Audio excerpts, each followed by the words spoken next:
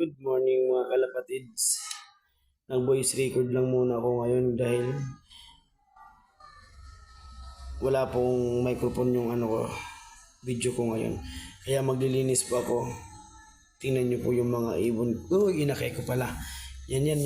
Pan-off color ko po yung isa pang north at isa yung south. Pinaghiwalay ko po sila.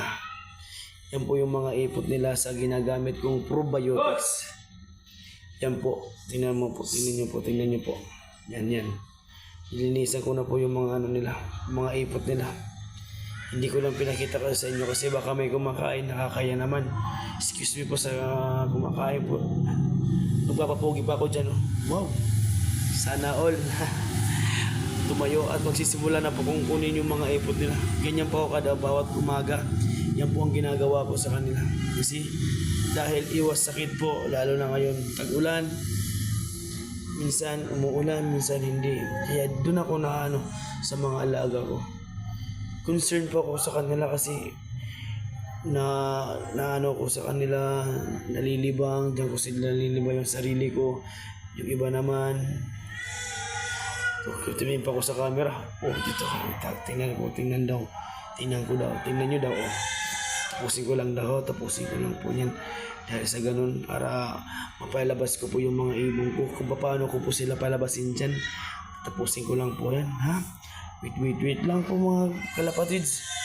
Paano po ako mapalabas ng ibon sa ginawa ko pong po dyan, labasan at pagpapasok ng ibon po. Isa lang pong ginawa ko sa kanila. Yung pagpalabas, yung pagpapasok, doon ko po ginawa lang yun mga kalapatids kasi kulang tayo sa budget kaya ginanyang ko po. Para sa ganong makabangon-bangon, adjust tayo ng adjust tayo dyan ng loob. Kaya sa ganon lilinisan ko yan. Ang ipot nila sa isang araw po yan. Sa isang araw ko po yan na umaga, linis, hapon. Hindi ako naglilinis sa hapon dyan. Yan ang ginagawa ko. Araw-araw yan ang ginagawa ko sa loob ko. Kasi alam ko naman na yan ang nakakabuti sa mga alaga ko. Kaya ganyan lang ang ginagawa ko. Yan kasi sa Sabado magkakarga na pa ako ng para sa Kanluran po. Dun ngayon yung race ng LWPC po. Kakarga ko po si Boy Kalugo at si Lady 117 po. What's learn. Napakita ko po paano ko po yung mga inakay ko pala at paano ko po sila ipalabas dyan. Napakita ko po sa inyo, ha.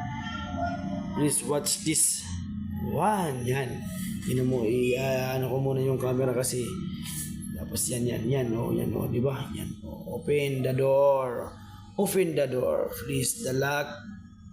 Yan di ba? Tingnan nyo yan ang ginagawa ko lang. Tapos paano mo palabas yan?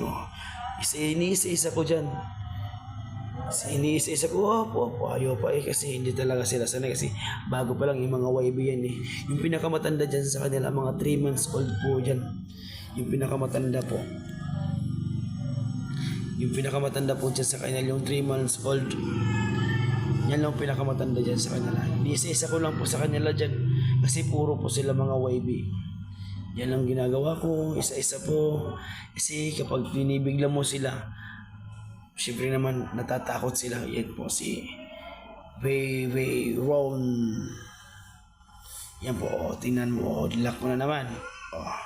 Tapos, lalabas na pa ako. Dito papakita ko sa inyo yung sa bubong.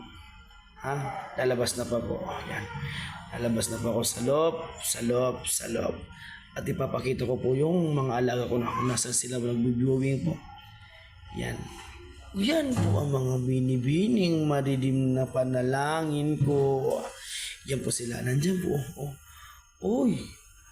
Parang mga sisto over. Wow. Baba.